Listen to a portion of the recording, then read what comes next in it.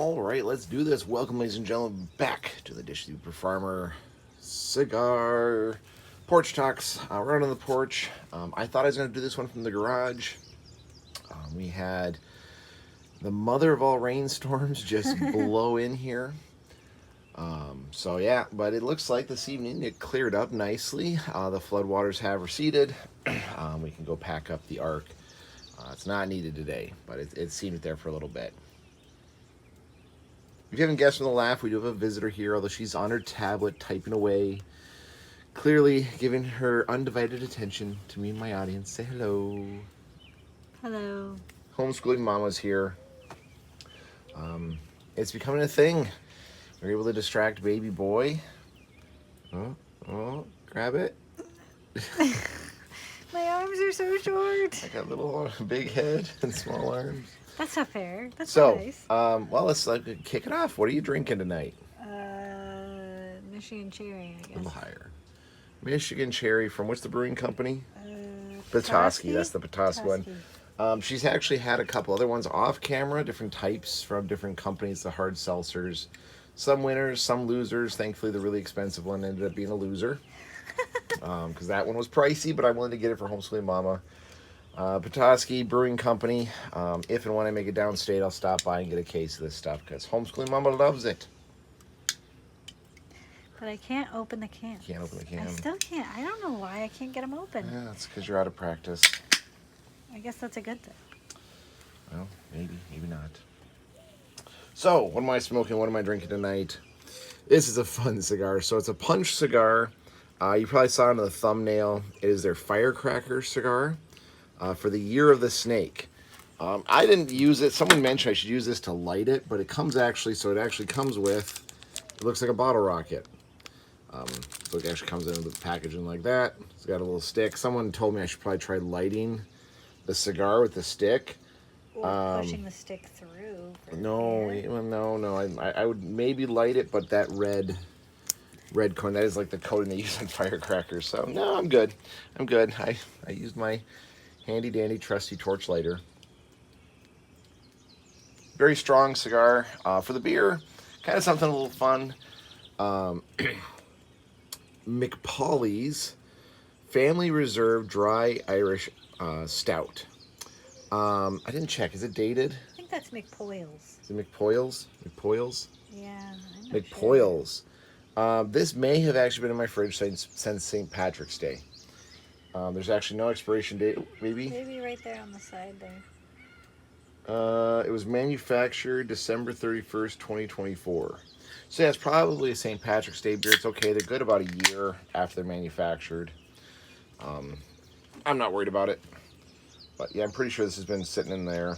Well, this was 9/19/24, so. Yeah, they're usually good for about a year. That might explain why the red sticker, though. Okay. Just maybe. It might have been on sale. Who knows? This is actually a good looking head. Dark, you can't see in the glass, obviously, because I'm using my coffee cup. Oh, that's nice. That is dry. There's definitely no sweetness to that. So we're actually here on Tuesday, or on Monday, excuse me. On Monday, this video will probably post on Tuesday. Because we had an insanely busy Sunday. You're good. You can barely see your can, so. So Homeschooling Mama, do you want to debut what we were doing on Sunday? We were driving about 6 hours away for a Jubilee celebration. A Jubilee celebration. So my aunt is a nun. She is a Franciscan nun, actually. Franciscan Sisters of Charity, I think. Franciscan Sisters of Charity. It's. I don't know if that's a different, like, that there's different branches of the Franciscans. I'm sure there is. So. But anyway, she has been a nun for over 60 years. Really huge accomplishment. So we packed the kids up, drove down to celebrate with her, to celebrate her 60th. Now it's interesting. One of the programs said it's the diamond anniversary, and another one said it was the wheat, or the wheat of the field anniversary. The Jubilarians chose wheat of the field as their, like, kind of okay. like theme or whatever. And Okay. it's their diamond jubilee. Their The diamond wheat of the jubilee. field is like when they started. I think they were the wheat of the field. Yep. Quite impressive, actually. Part of the priest's homily was talking about, well, church politics. Church politics during the time. What the Pope was doing at the time was Pope John Paul. Was talking about how he was going to the UN saying you need to stop all wars and demanding the remerging of the Orthodox and non-Orthodox, the Roman Catholic and the Eastern Orthodox churches. He also apparently, I don't remember this, called for the unexcommunication of thousands of believers, of thousands of orthodoxies. Well, you wouldn't remember that because that was 60 years, and that was the first John Paul, not John Paul II. Was it John Paul? I thought it was John Paul II. Was that John Paul I they were talking about? Okay, wow, that would explain even more. So kind of neat. I even went with the kids and kind of explained with them, like, what was going on when Sister Ellen was becoming a nun. I mean, Can you say her name? It's not a real name. Well, It is her real name. It's not her chosen, or her, what do they call the birth name? Christian name, baptismal name. So anyway, I'll probably slip up, so Might as well just say. might as well just kick it off. So I mean, a lot of stuff, like she was 20 when she went in, so technically it was 1945 when she was born. So she was born during World War II. Lived through, this. You sure it was 1945 when she was born? Oh, if she went into the nunnery at 20, and so she went in 1965, and she was 20 years old when she went in. Okay. It's math. I'm good at it. My brain, It just didn't the work, right? bubbly went right to my brain, Yep, to be 100% straight honest. into the old brain pan there. We're gonna get cases of that stuff. Petoskey Brewing Company. I'll be there this summer. Yeah. Okay. Anyhow, Yeah, 60 years. 60 years.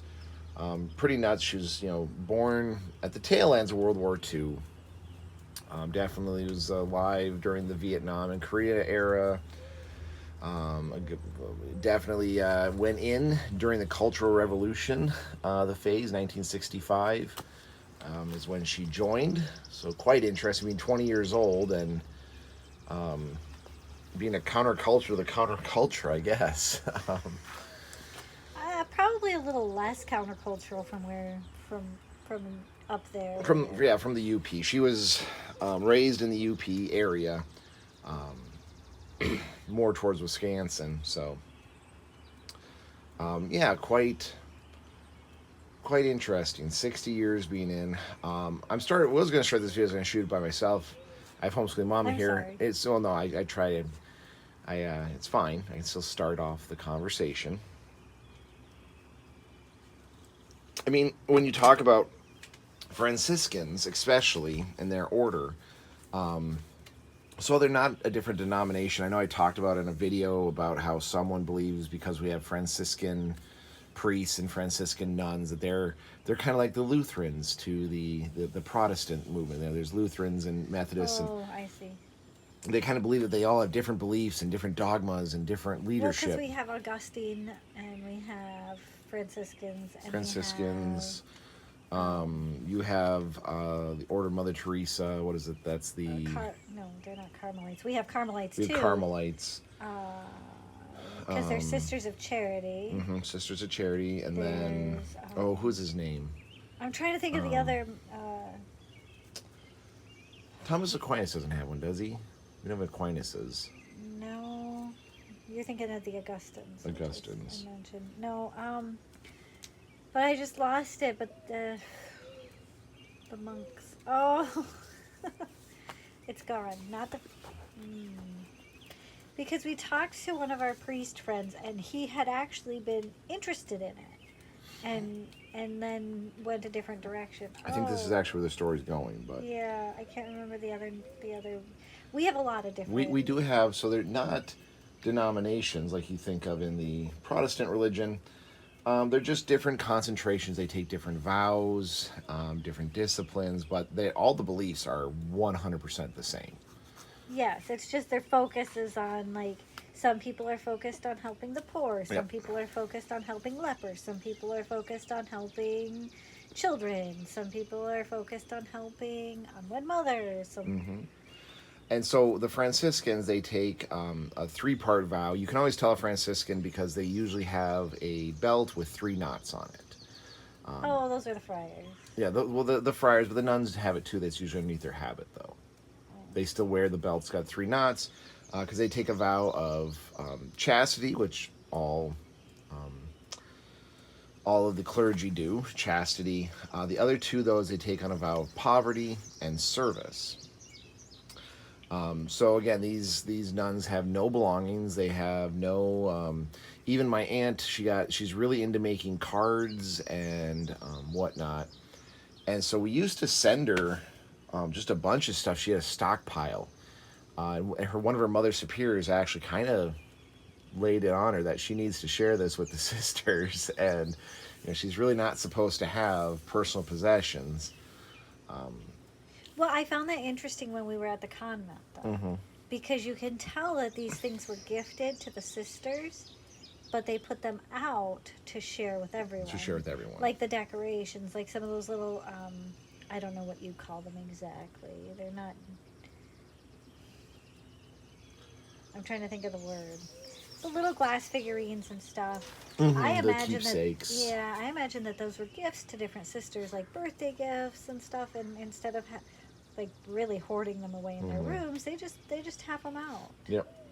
I did know this, so when we brought a case of jams, jellies, and maple syrups, to which, I mean, instantly she said, well, yeah, of course I'm going to share these with my... I even joked, like, well, you can eat them all yourself, and she knew I was joking because it was, of course, going to go to their house, to her fellow sisters in her house to share and to use and whatnot. But not to the mother house. Not to the mother house. She did specify. But I think the mother house holds actually a lot more nuns Yes. than we saw. Well, they all go to the mother house where we had the ceremony. Yes, but I think But they some each of them have live their own. there. Some live there. Some are residents there because they actually have the hospital there. They have the retirement home.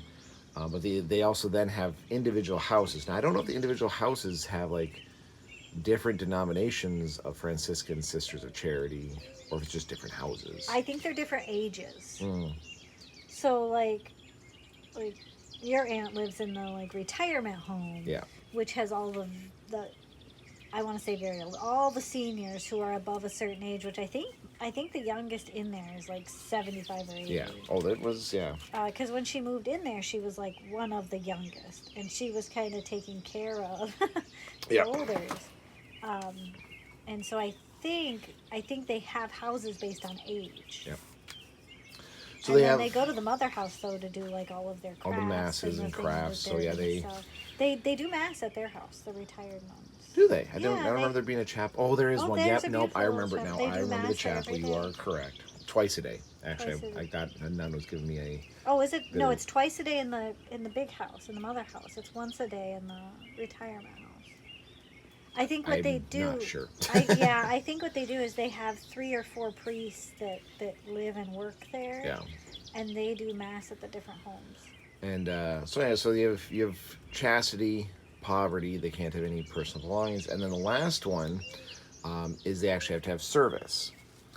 And this one always kind of gets me. And I always have the hardest time whenever I go to visit her or other Franciscans, Sisters of Charity, because there's stuff like we had a lunch or dinner as part of her ceremony, and here are like 70-year-old nuns serving us. Oh my gosh, I felt so bad. I wanted to get up. But and there's nothing you can do. I know. Even I was walking with baby boy. I was walking in the back of the chapel, and I mean, you have people in walkers were trying to give up their chair for me. Like, come sit here, my son. You know, they're all trying to, do you want me to carry him? One of the nuns kept asking me, do you want me to walk with him so you can sit down? And no, sister, he's a handful. Okay, well, another one offered. You got offered your own little side room to I was in a feed nice him, little chapel, actually, Yep, a separate nice little chapel. chapel. And that surprised me, not because that there was extra rooms, because there's tons of rooms in that place. It's massive. But that I was sat in my own little private chapel where I could still Yep. hear the service. You could still hear the service, and but nobody was coming in to interrupt. so It was it cute. really is. Their order is huge on service. I mean, they my aunt volunteered at inner city schools, and yes, So you didn't get to see this chapel, I did actually. The door was left open. the one that I went Yep. into? Okay. Did you look closely at the cross? No, Okay. is it the one with Francis hugging Jesus? So it's Francis hugging that, but at the bottom, Mm-hmm. painted on the bottom of that cross are replicas of those images of the mothers. Mm-hmm.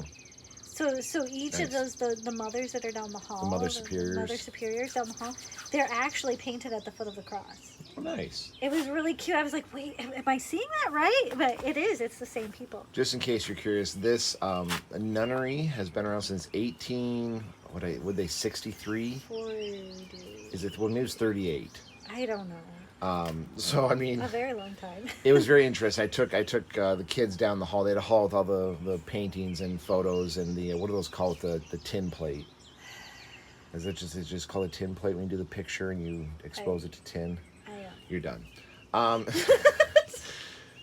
So anyway, there was pictures of that, and it was really interesting. I was like, okay, well, do you girls remember what happened in 1876? I'm like, well, I don't know. I'm like, well, we celebrated 100 years as a country. And this nunnery had already been around for 30 years. Well, it was interesting. Yeah, if you walked it, I don't know how closely you looked at the dates on some of those signs. Oh, I looked really closely. See? Because there was the Mother Superiors, that actually the first three people that ran it was the early 1800s, and those were it was ran by men, priests, and they had the same names, the same last names. So I think they were brothers probably. or something. But I was kind of shocked because I think it didn't originate as a convent. I think it was a monastery, a monk. Oh, it could have actually been a missionary, is my guess, in the Upper Peninsula in the 1830s, or near the Upper Peninsula in this area. It was probably a missionary first. It was a school. It was, right? So it's kind of fun. It's like, okay, during this date, what was going on? Oh my gosh, that's when Lincoln was presidency. Yeah. And this is during the Civil War. And when you're walking through there, it's like, I don't know how much of this is original, what was remodeled, what was they had a huge fire, but the main front actually survived from was the original from whenever they opened, 1836. And I think it was 1868 when they became a convent and built the big chapel. It's huge. But it has burned down and been rebuilt more than once. But the front of it is... But it's been repurposed because that chapel, the windows, the stained glass windows in one of the chapels was specifically taken from a church in Germany just before... No, so it wasn't a bombing. church. They were pre-World War II, the stained glass windows were made in Germany. And then during World War II, that stained glass window factory was blown up. And it's one of the last stained glass window sets to be... I thought that stained glass windows was from a church, and the church was destroyed because they were originally supposed to go back to the church, but they couldn't. Oh, maybe not. I thought it was... Regardless, yes, the windows There's definitely a lot of history, but it was a lot to history. take in. And they kept... I mean, Sister Ellen did want to give us a full tour. She even said, I'll give you a full tour. I'm like, okay... she's not the most... I mean, she's spry, don't get me wrong, for 80 years old. 82. I didn't really want to be walking around the convent and whatnot, trying to get her exhausted. Maybe we'll go at another time and go get the full dollar tour. Well, I got the impression that she's not usually the one that gives the tour, that there's a couple of other sisters who quite regularly I think the give one the who tour. met us, the taller nun, I think that was the Mother Superior. Yeah, Marianne. Mm-hmm. Sister Marianne. Sister Marianne. Which was so interesting because she kept calling me by my name. I was like, oh my gosh, she knows my name already. And I don't know her. We met her. No, we did when we went. We only met we didn't meet the Mother Superior. If that's I was almost Mother positive Superior. we met Mother Superior was coming through. No, she was not down at the retirement house. Interesting. So anyway, long build up to the quote, and what I was kind of making this video about, but I'm having fun with it. Although I'm at 30% battery power, so it's all good. A priest friend of ours went to seminary with a gentleman who went to the became a priest, but then was going to go to the order that you can't think about can't think of the name of, nor can I. It's based in Florida, but essentially, like, once he joins, he cuts off all outside communication with the world. I think he can have, like, he can maybe see his parents on their deathbed, and that's about it. Other than that, it's prayer, it's study. Well, there's the silent ones too. Yeah. So this priest, he was given a homily about it, and it really resonated, especially being there, at this thing. It's, what do they see? Like, what do they know that you don't?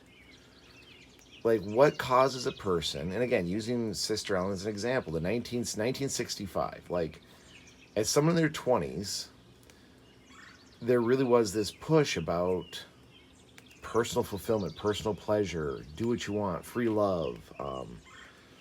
What did she see that said, what I'm going to do is not have sex ever, give up all my worldly possessions and never have another worldly possession, and then dedicate my life to serving others, even when I'm 80 years old and have to serve kind of rude guests at a party. Like, what do they see? What do they understand that we don't? And it's interesting because this is one of the things that I really look at. I mean, there's lots of dedicated Protestants out there, but there's nothing on par. There's nothing I can think of in any of the Protestant faiths where you have people who dedicate their lives that holy. I would and not holy in, like, I would argue, but only because I've read so many missionary stories. But they're rare. They're do rare, exist. Like and Adoniram Judson. Mm-hmm. And but it's still not the same. It's not the same of giving up everything. Like family, you're giving up a future for family. You're giving up on worldly pleasures. Okay, so they can still have a family, but at what cost? Like, how many missionary I understand stories that. have I read with the kids where, like, they're literally in a place where their children die from something that they should never die from a simple sickness. Or Fair, but instead of it being centralized, that was very individualized.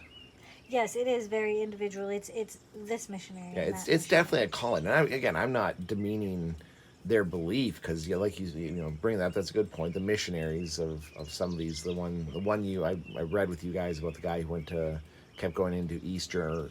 We get it right, yeah, East Germany. To try to evangelize. Well, we've read quite a few. There's dozens, but yes, they're not all. Well, the weird part is looking at all those sisters, they're truly happy individuals. I mean, oh yeah, they were super friendly. There were a couple that were a little grumpy, just because I'm having a bad day or something, but by and large, I mean, even like one of Fairy Dancer, they actually have a mega craft room. So they actually had two. They have two. Well, one is a creative craft room, which I think actually had computers for doing. Oh, I don't know. Yeah, they had one where you could go in, I think, as just a person and craft, and one where the nuns sold stuff. Sold stuff, yeah. So we went in, and actually that nun, one of the nuns, was working on projects for selling stuff at I think it was like a fair or craft show or something. And I was walking baby boy up and down the halls, and she's like, "Bring him in here, bring him in here." I'm like, "No, sister, no. He's going to tear the place up too." Trying to tire him out, but then Fairy Dancer had to see the crafting mecca that was their room, and she stayed in there for quite a while. So it was quite. She did get a bracelet out of the deal. Yeah, I walked baby boy back through there, and he went right into that room, said hello to the nun, and started playing with those little bobble toys. Yeah, they were stuffed animals. Stuffed animals, yeah. Well, that's because we'd already played with them once. So she's like, I can't believe he knew exactly where to come. Mm-hmm. I was like, really? The door's open. Yeah. But then she turned on all the lights in the hallway when she left. Yeah, that made that hallway 1,000,000 degrees. As we walked down the hallway, she turned on the lights. So, like, baby boy was, like, looking around because all of a sudden it would illuminate. Yeah. So, I mean, yeah, truly happy people. Like, and again, in movies and television, they depict a lot of these monks and whatnot as, unhappy, suffering, and Oh, yeah. almost illiterate. They usually show them as being intellectually deficient. But like a lot of these nuns have very high level degrees. My aunt being one who's went to school to be a counselor, she's a guidance counselor and Psychologist, yeah. psychology. She was a teacher too. Mm-hmm. Well, I found it interesting because they have like their own mental health ward there for people to come in, Mm-hmm. like from the community, not for the well. I'm sure the nuns could be Well, I'm served too, sure. but it's for families. It's clearly like for people, Mm-hmm. for younger families and stuff. And I mean, I know everybody makes out like nuns are mean and gonna yell at you, and Well, they they are. wanted the kids to run down the hall, and here I am like trying to get the kids not to run down the hall because everybody there is using a walker and No. canes, and I'm like, no. Well, and it was a lot more people than I gave it credit for because it was actually five Five or nuns. six, It was yeah. 5 nuns who were doing their diamond jubilee, which I didn't know that, but that was really cool. But it is something just kind of interesting. What do they know that you don't? Like I work with so many people who, if the idea of joining a nunnery would be so off-putting, like it'd be horrifying. But yet they're all depressed, they're all anxious, they're all in bad places in my mind in their lives. But here's an 80-year-old woman who's survived what, brain cancer twice, Lost her sister, her brother, lost her sister, her brother, her brother-in-law. mother, Yep, her father, her. I think another sister, could be. and Is in has and to I use think a she's one of walker. the She had oldest. no, no. We went over that. Yeah. Yep, she is not. I actually finally got the breakdown. She's closer to the middle. Oh, okay. So yeah, I mean, just very interesting. Like, but she's usually always very happy. She's had multiple foot and knee surgeries, and Well, she fell out of a truck. yeah, fell out of a truck, broke everything. But is happy. So, and again, a lot of times you'll see in movies and television, they play it off as these people are they're ignorant of life or just idiots. They play off as almost stupid, but highly educated person, well traveled. She went to Arizona, New Mexico, one Right. of the Pacific Islands. She was in Wisconsin. She was in Michigan for a little bit. She was in. I'm sure she's been on trips outside of the country. Oh, For I'm stuff. sure. I'm saying physically worked in these places. Like she was, Yeah. ran school programs. Well, and nothing stops her. I mean, until her last like accident where she hurt her leg, she was driving. Well, she's back driving again, or she's riding with sisters, and Yeah. I mean, she came for Vashman's graduation party, which again, his aunt drove her. Vashman's aunt drove her down, but like she got up north there. She got the 3 hours over. Yep, she got up north, and I mean, it was a long trip to drive, but I'm not. I think it was a wonderful thing to do. And Oh, yeah. the kids enjoyed it. kids really enjoyed it. One of the nuns is very excited to talk to Fairy Dancer and Baby Girl because they both expressed a interest. So we might be hearing more apparently. Swedish Compass did get a little bit of a slap to the face. So the Swedish Compass in the last 2 years, 2, 3, 3 or 4. 3 years has really been going into this like diving into her faith by going to these different like Steubenville and youth retreats and Totus Tuises type programs. Yeah, Crucials. And there has been a nun who's been showing up and At almost all of them. almost all of them, and apparently she is like the celebrity nun Yeah. of the group. Like all Swedish the kids Compass is kind of connected with it. has definitely vibed with her, has connected. They and she picked her up. It's kind of funny. She actually did come to Zach's ordination. Oh, did she? Yep, she did. She's helping the Totus Tuis clan. Oh. So anyhow, like And I kind of guessed that she was a Franciscan, but she actually is at the same convent as her great aunt, and she was like shocked. She's like, "Oh my god, like you know Sister Ellen?" And she's like, "How do you know her? Is it, like friend of the family? You know, did your parents go to her school?" Like, well, no, that's Uper Farmer is her nephew. Like, we're family. And like she was just shocked. Like, oh, really? Huh. I did not know this connection. Much smaller world than anticipated. Hmm.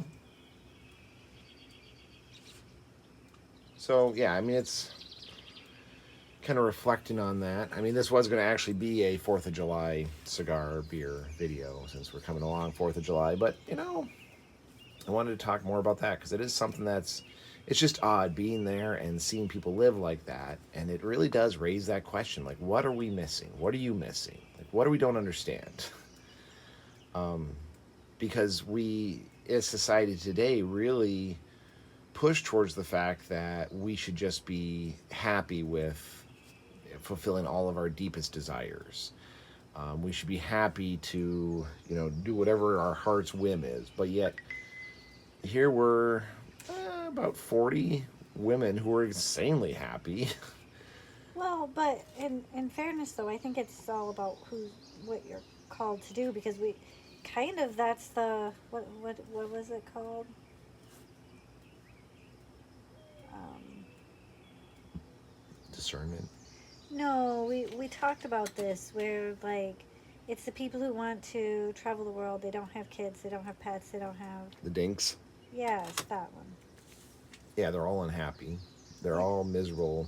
Yeah, and versus us who we have 7 kids, 2 exchange students. I mean, I don't know if you could get much more settled. Right? Well, not only that, like we're silks for the longest time we were. I mean, you now work full time and have been for the last 6 years, or not full time, sorry, part time. But you've been working jobs for the last 6 years. 5, 6 years. Yeah. But yeah, like, what are other people missing? How are these people who have no kids, are all depressed? The ones that get me are the people who have no kids, both partners work, and they're in extreme debt. And I can understand extreme debt. I mean, we've been there, but But where does the money go? Like I mean, like we made some financial mistakes. yeah, We made a whoopsies. especially when we first got married and when we first started out. But like, I look at people now and I'm like, how are you struggling on this Right. income? Like, you make more than we did for the first 5-10 years, and there's just you. Yep, just you, yeah. Which, I mean, I guess if you want to travel the world, awesome. But no, I'd much rather see the world through my kids' eyes, because it's Definitely. much And more entertaining. I mean, it's interesting. I'm always told that we're both too happy. We should not be this happy. Having 7 kids, plus exchange students, plus, not making, I make good money in my eyes, but comparatively to some of the people we know, like, there are people who have, like you said, they make, both husband and wife make what I do. They have no kids. They live in a 1-bedroom efficiency, and they're miserable. So the only thing I can think of is we are very religious. We teach religion to our children. You're better at it than I am, but we can kind of just put our faith in God, and But we're not chasing something. I think that's the difference. People who are chasing something that's unattainable. Like, because there's never enough. You're never rich enough, because there's always going to be somebody who has more money, more cars, more whatever. And if you're spending your life chasing that, then you're not ever actually right there in the moment enjoying it. Mm-hmm. I do think that makes a difference, because I think we like, and there are times, oh, I really wish I had this, or I wish we could do this, or go there, or, But So I don't want to give the impression that like we don't ever. Oh yeah, there's definitely plenty of times when I wish we had a vehicle that had less than 100,000 miles on it, and um, you know, Didn't occasionally smoke when you turned on the air it didn't conditioning. occasionally. And I mean, there was smoke came pouring out of the vents. We just said a quick prayer though and said, God, if you want us to go down, you're gonna help this car go through. And thank you, Google, also for quickly answering the question as to why there was probably smoke after it did a bunch of tunes ups on the car. But I mean, it is. There are some stuff that we definitely would want, and there's some stuff our kids would want. But it is. We're just happy in that moment. Happy to be a family. Happy to be able to go take our kids off on a Sunday, which is traditionally their video game day, which they take very seriously because that's the only day they have pretty much unfettered access to any technology. To go drive 6 hours with brothers and sisters in two separate cars, with one car that had kind of spotty air conditioning, another one that had none. None.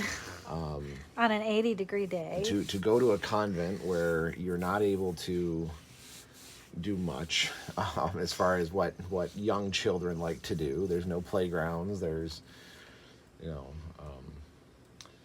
bunch of nuns, so you got to be on the best behavior. Sit through. It was actually a really nice mass, actually. I was good actually mass. really impressed that priest for, like, he didn't even look down, and I know he had it verbatim, but like he barely read from the scriptures of the gospel. Well, that priest was, he was under 80. I'd be shocked. I know, right? Yeah, one of the friars was also messing with baby boy. There was a male friar there who, Yeah. he was gonna kick out of him. But yeah, I mean but our kids by and large, I said they had a wonderful time. It was great experience. They liked visiting with Sister Ellen and the rest of the family, and learning about the convent. And Well, and it's been a month of things because we went to the ordination of Father, I don't know, Father Zach. at the beginning of the month. Yep. Then we went to this Jubilee, which is kind of the opposite, right? You're celebrating I didn't even think about that, actually. the Now that you mentioned beginning that, and then 60 the years twilight, although I did find it kind of funny, she does not like one of our associate priests for our and she didn't say anything. It's not like she said anything about him, but I've known my aunt for 41 years, going on 42 years, and she was not impressed with him. I don't think she was not. Maybe there's just a lot on her mind. They're vastly different life stages. Yes, very much so. But yeah, very interesting. I didn't think about that we started off the month with a... Yeah, and we ended it with... Yeah, it started off with an ordination, someone getting into the final stages of the cloth, if you will, and then someone who's in their twilight of it. The very beginning of getting into the cloth. But we actually... the diaconate was right before that, and we saw the deacon's first masses, too. Yeah, we did. So... We didn't go to their ordination. No. But we did get to see the first mass of one of the diaconates. So yeah, so that was actually kind of interesting. Very interesting. It complements our last year very well, where we had a baptism, first communion, first reconciliation, confirmation. We were just missing a funeral, and then we would have had a funeral and a wedding. Yeah, a funeral and a wedding. So we had the total package of all the sacraments. All the sacraments are wrapped up in 1 year, so yeah. But anyway, folks, just something to think about. Like, what do they know that you don't? These priests, these nuns, these people who dedicated their life. Even me and homeschooling mama, who by and large pretty happy. I mean, we're not all rainbows and unicorns going on here and butterflies, but how can we have 7 kids and still be just as happy? And able to look over and be like, oh, it'll be fine. More so homeschooling mama than me, but I'm working on it. I'm working on it. I've been doing a lot of prayer about that. So something for you to consider. This is probably going to go out on Tuesday or Wednesday. So 4th of July is quickly coming. So happy 4th of July. And yeah, just think about, what are you missing? What do we know that you don't? Anyway, folks, I'm going to enjoy the rest of my cigar. And yeah, stay safe out there. We'll see you in the next one.